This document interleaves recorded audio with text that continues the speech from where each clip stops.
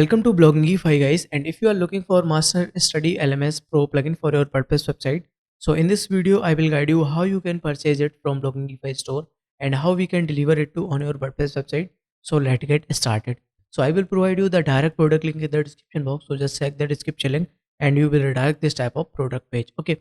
So here you can see some details about this product. So let me explain you.